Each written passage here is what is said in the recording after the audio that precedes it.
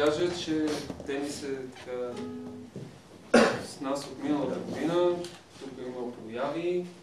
Във второто, всъщност третото участие в Джоан фестивал. Много се радваме на неговите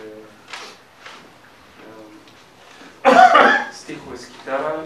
И това е Денис.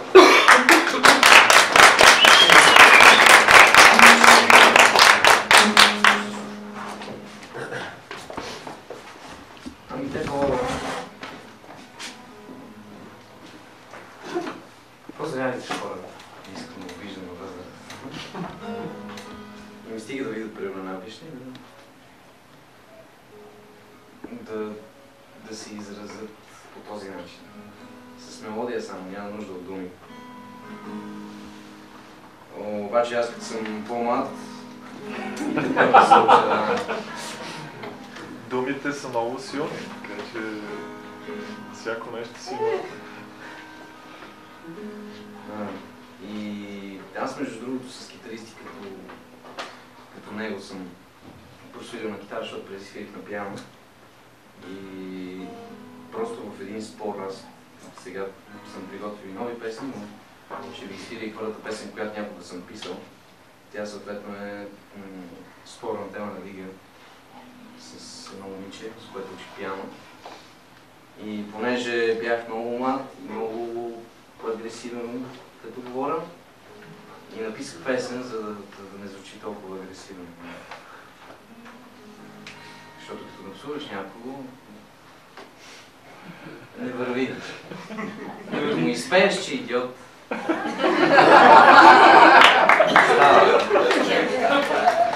Следно аз съм идиот в тази песен, защото всъщност изобщо не става въпрос за ръки.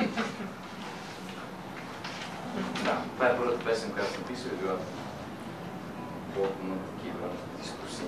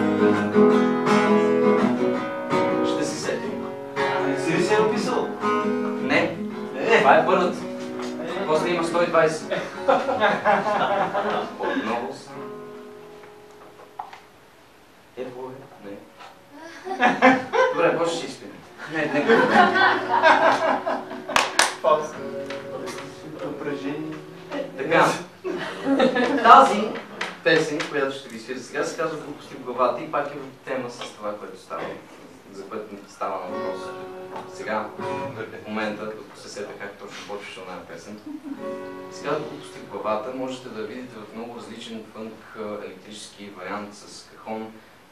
Да свириме с моята група, която прави 5 години на 11 юли тази година.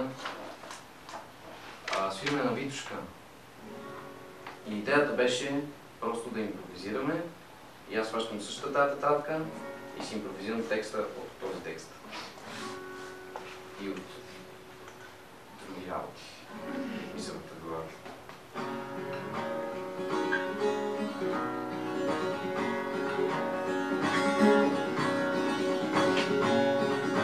И пак е възникнал спор. Спорил съм с колежка, която пее.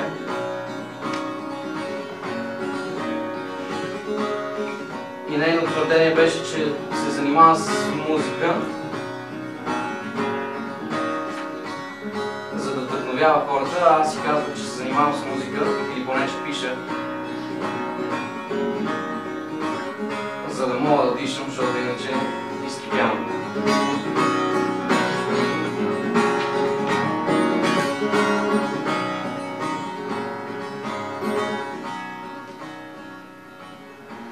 Седнеш спокойно на земята и не усетиш, че си сядаш върху ризата.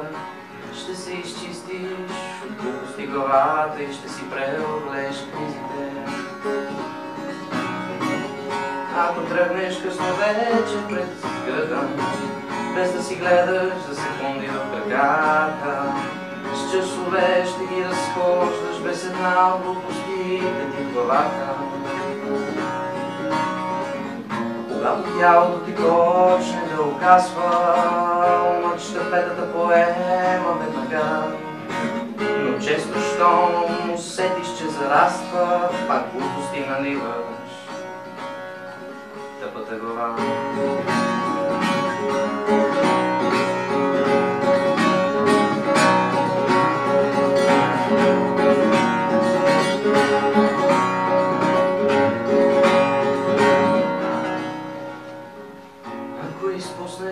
Последното метро и си изчистиш от глупости главата, след първото си чак на журио и на обърната дъга ти е оставка. Ако изчистиш си от глупости главата, ще издържиш на градския безпинен шум. Ако болят те след разходката краката, ще си се случил от бистъро.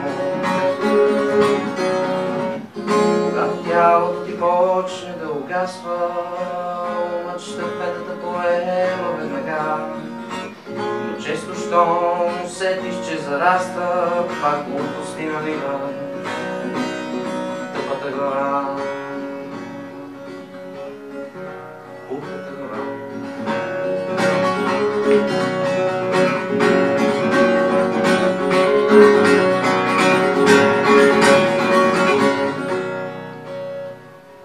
За да гледаш трезво на нещата, единствено ти трябва три неща: да си с воля здраво стъпил на краката,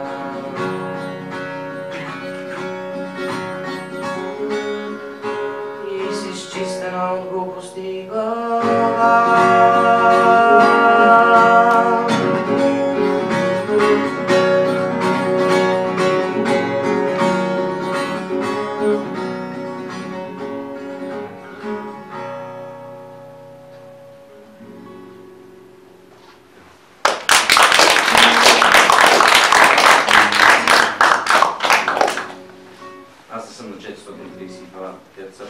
Защото нямам ключ тук.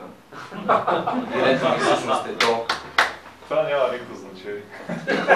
Което значи, че лато ми е сол. Може за добре. Може би фа диез. За фа диез си почнем да си говорим, става вече. Така.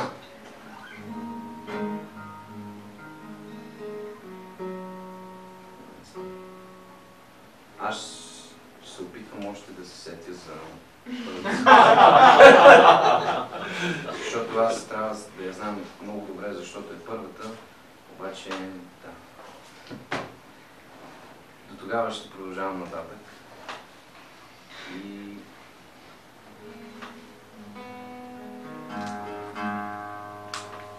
така, тук имаше една. Да, от време на време, понеже се чуда за какво да пиша, защото ме Много ми е на главата като на 20 годишно момче.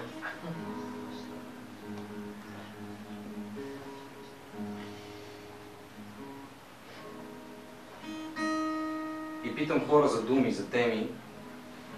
И веднъж като си седях на работа, работих в един магазин и пише един СМС на една приятелка и тя ми казва: "Ми те са две думи, мои любими, които нямат нищо общо една с друга. Едното е писмо, другото е попълзновение." И аз викам: "Какво е попълзновение?" И как ти думата? И тя вика: "То няма значение, защото няма да ти помогне. Двете неща нямат нищо общо едно с друго. Писмо и попълзновение всъщност се оказва като такъв лошия вид на нежност, в смисъл лошата версия. Гадната. Егоистичната версия на желанието. И не знам дали е точно тази дефиниция, тази намерих аз. Съответно, понеже писмо и попълзновение не могат да се вържат по абсолютно никакъв начин смислово, аз написах една песен, която се казва "Писма попълзновени". И тук ще го видите, не съм приготвил материал, но това е всъщност акростих, защото време ги обръщам и на акростихове. Първата буква от всеки стих образува, заедно с другите стихове, Писмо попълзновение. да, послание. Добре. Азбуки, веди и така нататък. И се казва "Писма попълзновени". Съжалявам се за малко нецензурните думи, но все пак те са попълзновени тези писма.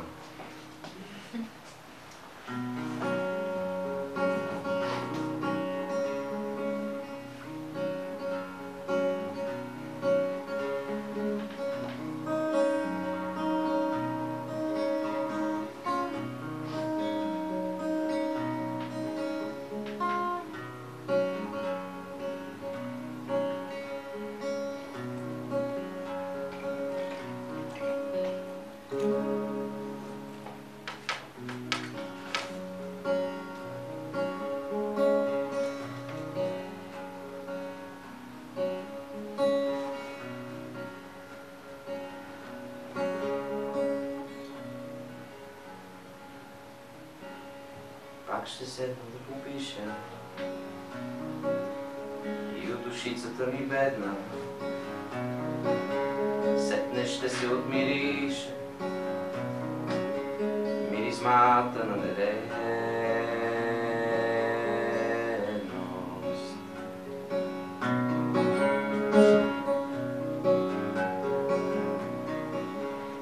Аз копнежа ми да спирам проклетите и отрови, оставете ме на мира, потърсете други нови, потърсете други нови.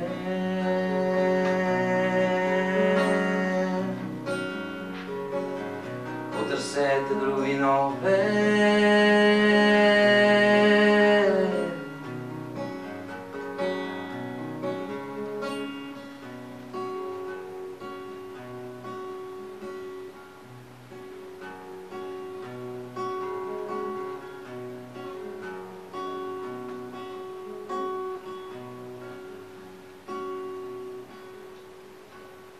Ъгълтъмън ще намеря, лирика ще изпикая, завидял и начумер, но отново ще си трая, но отново ще си трая.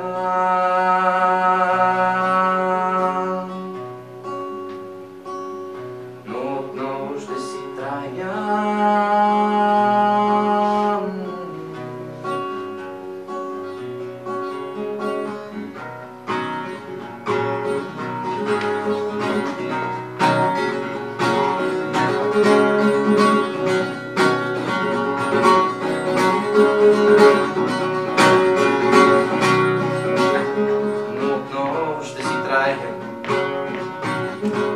Вечно ще си измълчал,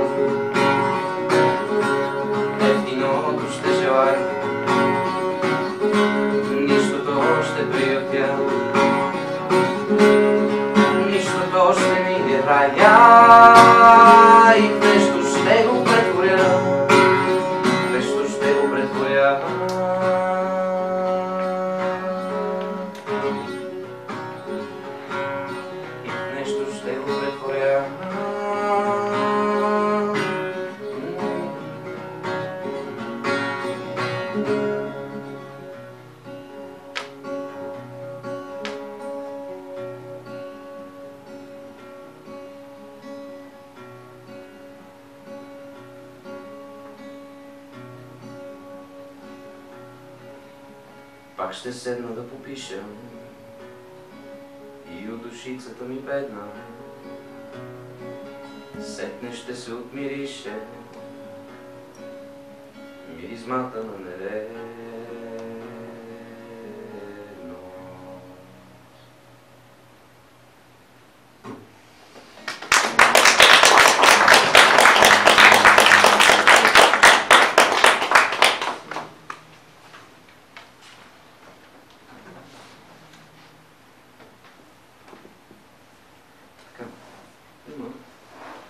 Имаше един случай, който, забравяйки името на барабаниста, той често се навърта покрай...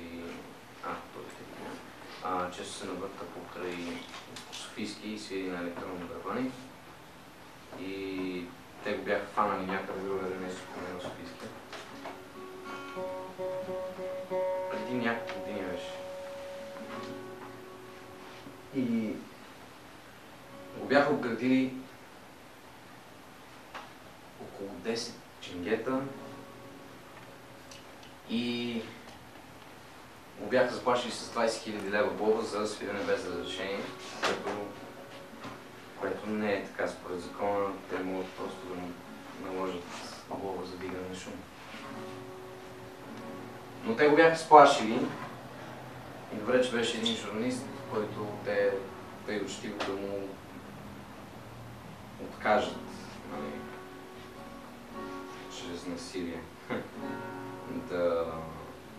да заснеме това, което се случва, защото журналистът веднага извадил телефона, помислил си, че намират някакъв терорист. А той бил просто музикант.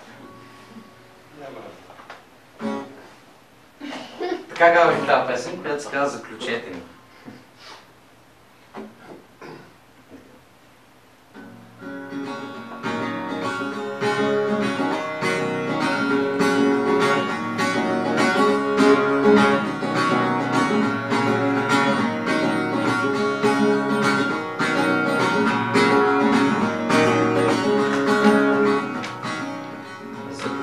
Ние сме малко и сме лесни, даваме се без бой.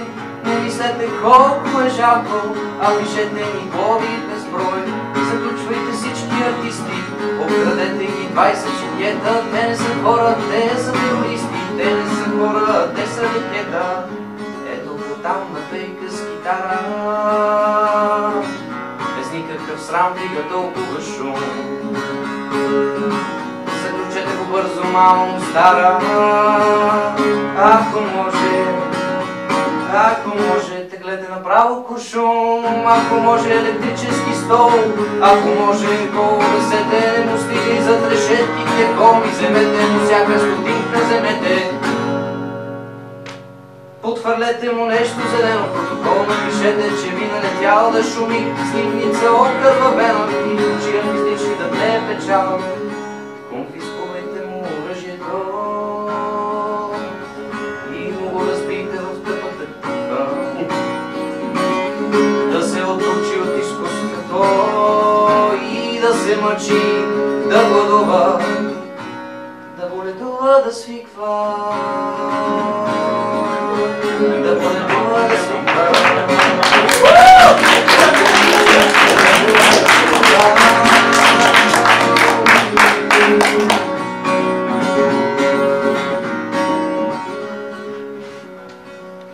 Заключете ни, ние сме малко, сме лесни, даваме се без бой.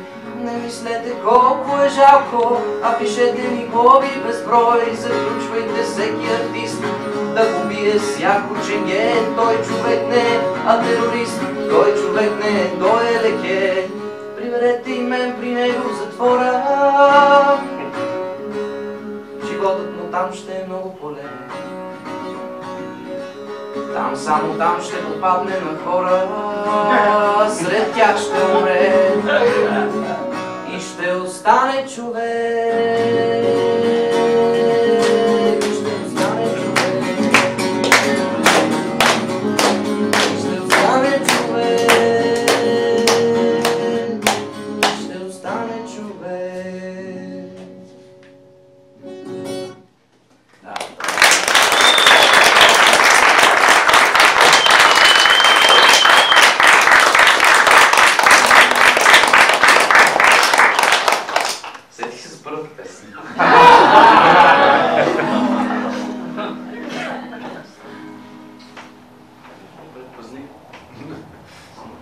Да, добре.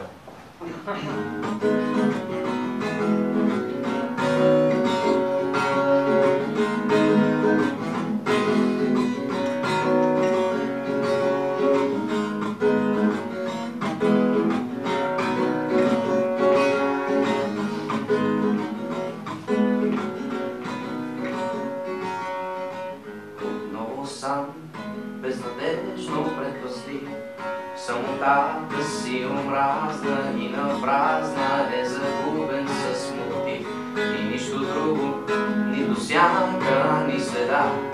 Тъмнината се скатава и обява за отминала беда. Той е безсмъртен, но кърви, ранено времето търпи, бавно нижещата се хронология тече, бавно то облича. Времето изтича и съдбата му прогледа с безразличие кове.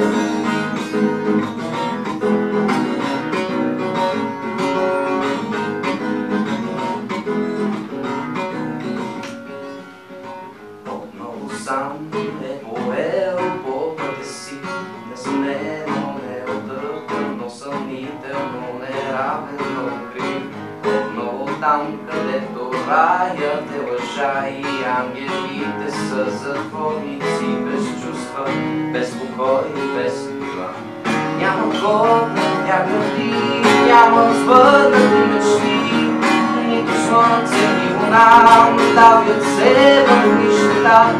Този край вите умряха, за него цял живот минаха и без спомени се лутат без теготна пустота.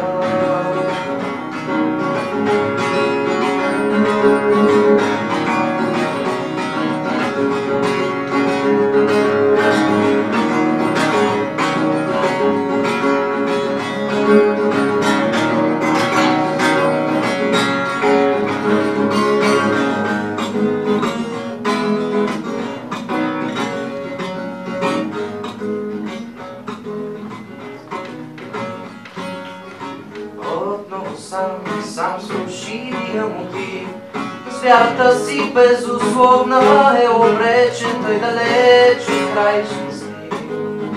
Отново там, по пътя крив неравен друг би да носи.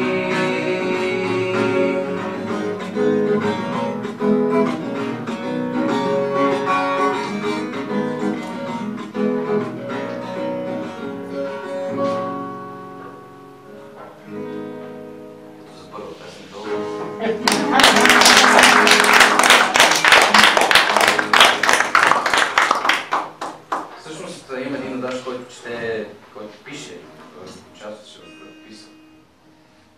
Денис, разбира се, защото ми е адаж. И той веднъж ми показа една част от наистина от рая, която е много добре написана, много трогателна част, която обяснява аз защо пише такива мрачни песни. Тя е за един дядо, който се разхожда и гледа едно малко дете в студа, как седи и си къса косите и се нерви и реве в мокрите красти и крещи нагоре и вика: защо, Господи, защо? И дядото си казва, защото този си мисли постоянно: защо на мене, кога ще е по-добре, защо винаги е толкова гадно. И дядото през това време, докато си ги мисли тия трагедии, дядото си мисли: това дете защо така реве мокро и голо в храстите, не знае ли, че ще настине? И да, аз отказвам просто да порасна. И тази песен е малко по-мрачна, но след това идва една, която не е толкова мрачна. Съответно ще ми кажете колко време имам, за да ви изпея още една мрачна, ако ви е толкова хубаво настроението. Тази се отсече. Давай, Така. Песента наистина не е много приятна тази, но е едно преживяване, с което започна годината.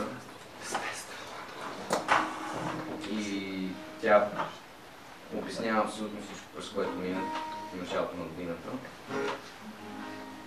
И да. Единствената надежда е, че времето наистина лекува.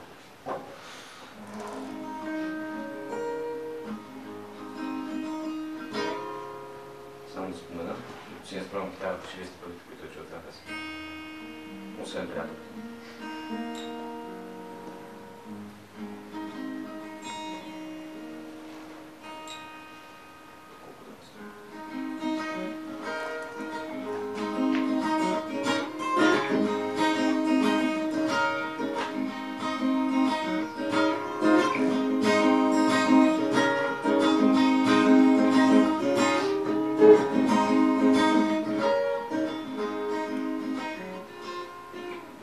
Песента се казва Измамникът с прозрачното време.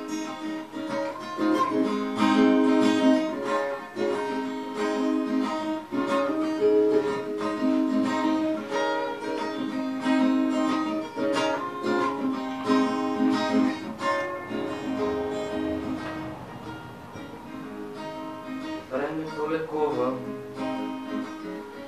казват хората.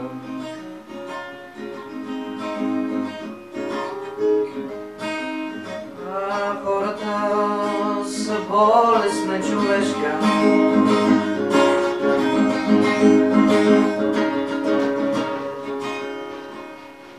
Омегата на фауната и хората.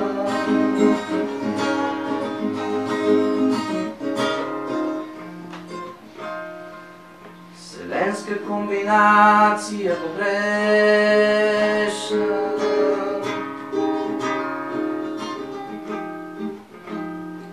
Вселенска комбинация погрешна.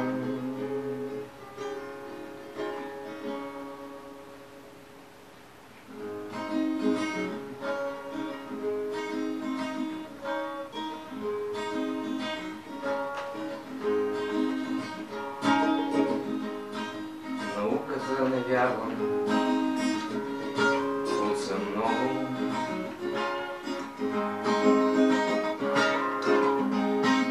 Като твърди, че сме цъфнали случайно.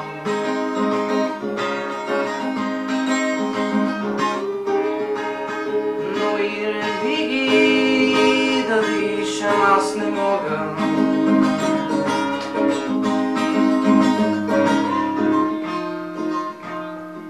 Като жонглират с феномените незнайни.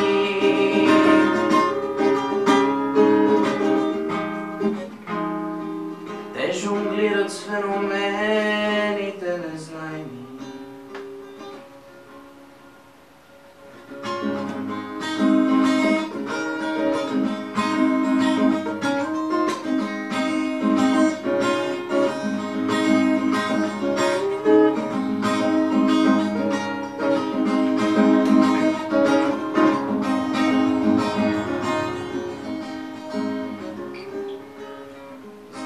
Опазвам,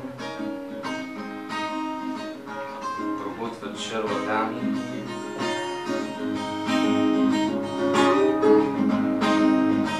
И медицината лежи на оборота.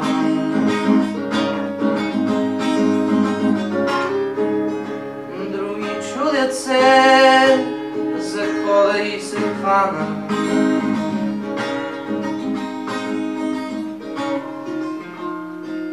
Лъжат ни, че хомеопатията работи. Повярвайте ми, не работи.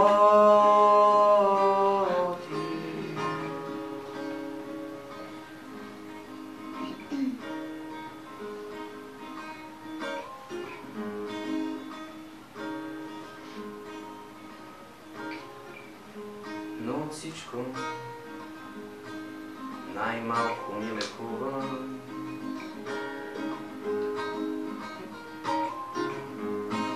Измамника с прозвището време.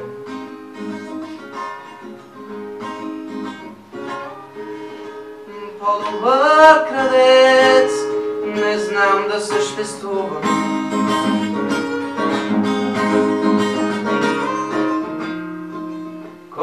Колкото си има, толкова ще вземе.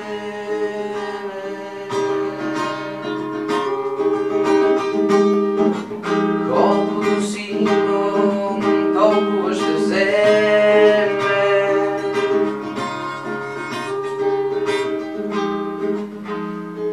Измамникът с прозвището време.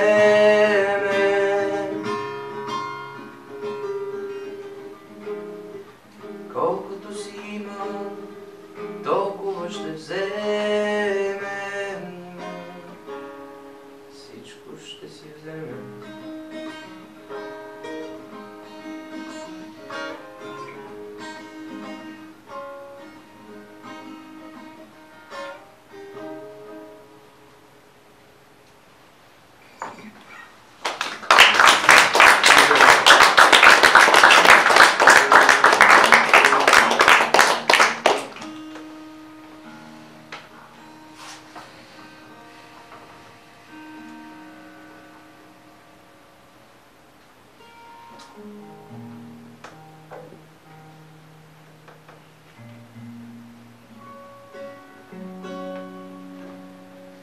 И така, идваме на най-тематичната песен. Всъщност колко време още имам?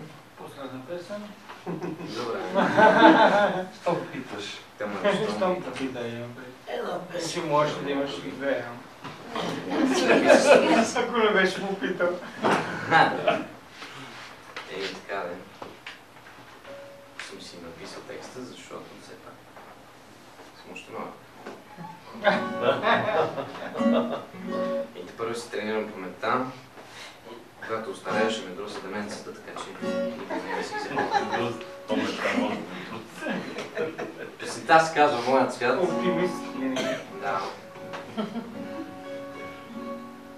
Някакси не вярвам много стриктно в това, което Дали е казал, защото Дали е казал, че ако хванеш едно синигърче и му ходеш очите и го вкараш в клетка, ще пее 10 пъти по-хубаво.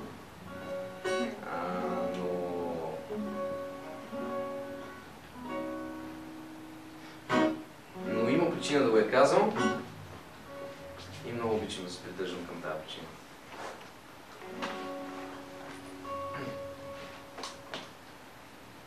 И дано тази песен за вас не е толкова песимистична. И тега едната.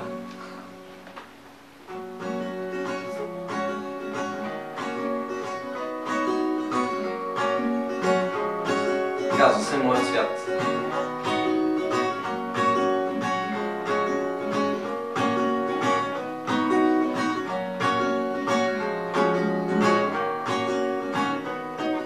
Светът ми от убийства не се състои, че да пиша за тях с лека ръка. Егоизъм, егото ми не крои, че да излиза вечно от моята уста. Към повърхностното нямам пристрастие и не тъпча земята с зли намерения, но не изпитвам и съпричастие към преобладаващите убеждения. В моя свят няма болка и мъка, него кръвта тече само по вените, в него ръката подал не и мъка и всички слави са най-съвършените. Всички слави са най-съвършените в моя свят. Слави са най-съвършените.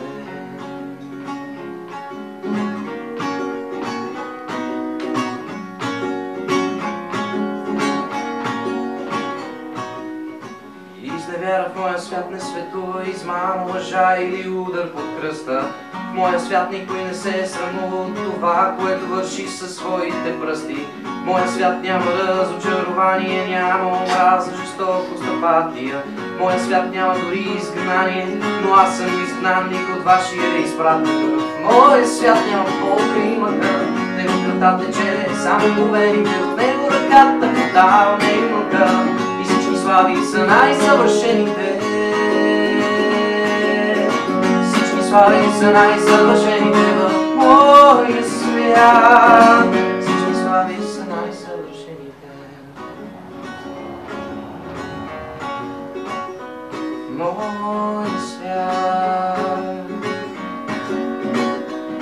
моя свят, моя свят.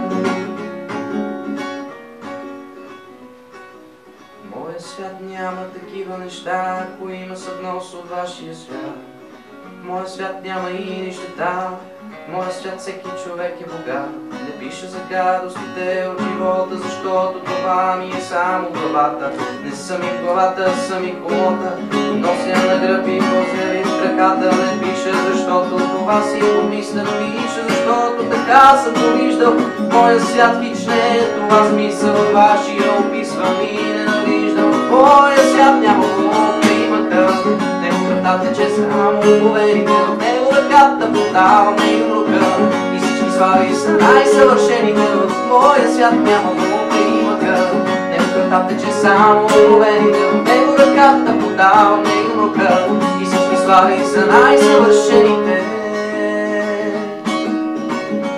Слави са най-съвършените в моя свят. Всички слави са най-съвършените в моя свят.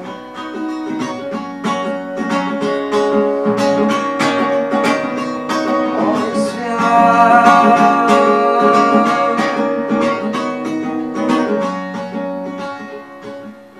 Всички слави са най-съвършените.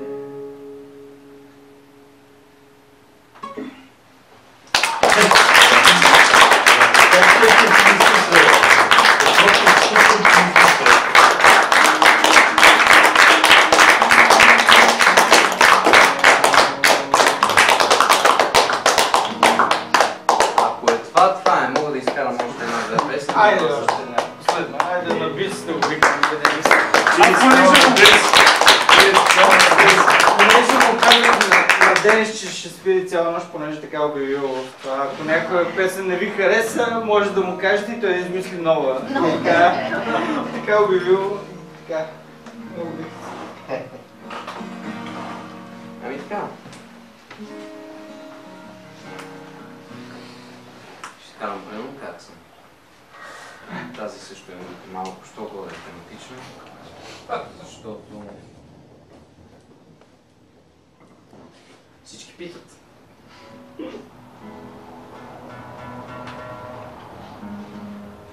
Всички питат как съм и аз се чудя как да отвърна. Как ли съм? Как си? Добре. И тя е малко... Не, всичките са така, съжалявам, за което... Много интересно, като им отговориш съществувам. Това е много тъжно. Как си? Съществувам. Не, имаше един, дето казваше, че като го питали как и той казвал добре, не за друго. Нали, супер, ама така много преиграва, вика. Нали, по-добре не е било. И то не е за друго ми, защото ги гледаш как се дразнат и ти става още по-добре. Така, това е... Понеже моят артистичен псевдоним е Диоген Дебате и Диоген е търсил честния човек, не го е намерил, но пък е умрял усмихнат. Това е нужно да се каже. Честността един вид ми е ориентир.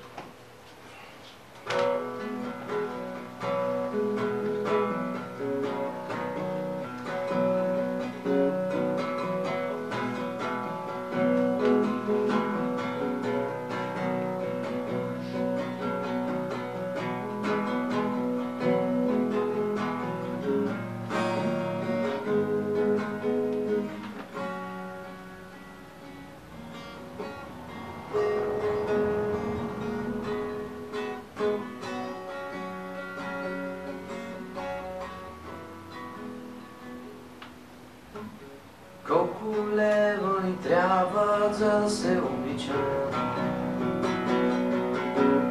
И колко, за да не боли, щом сме сами?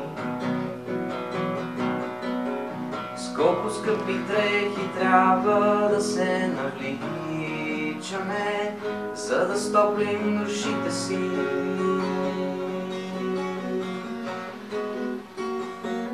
За да стоплим душите си.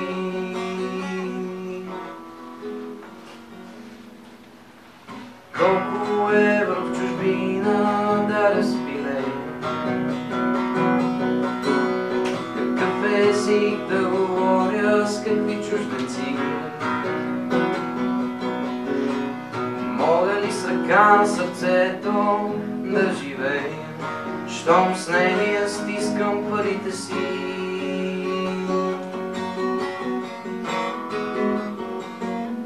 Стискам парите си.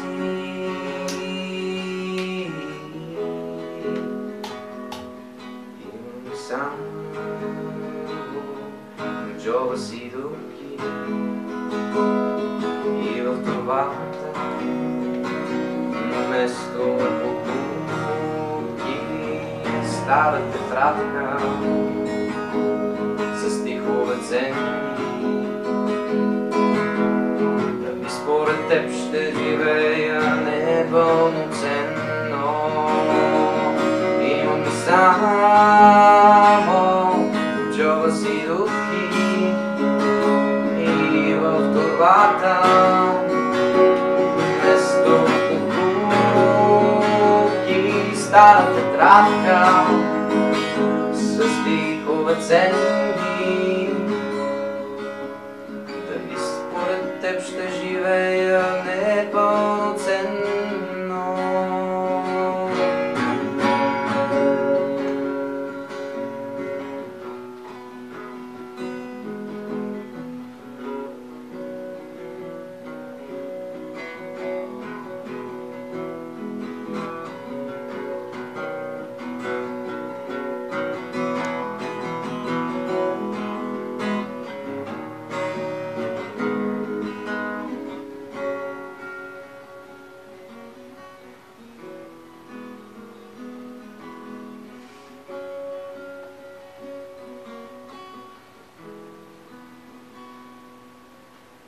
Като ме попиташ как съм, как да отвърна, и мене ли ме питаш или питаш джоба ми? Като съм до теб, с коя ръка да те прегърна? Едната е с пари на сърцето,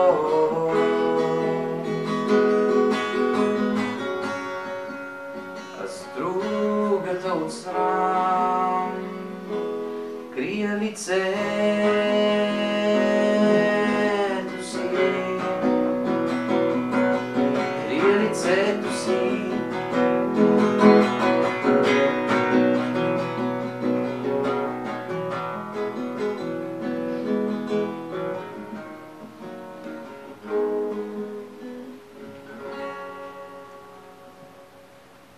Стига толкова.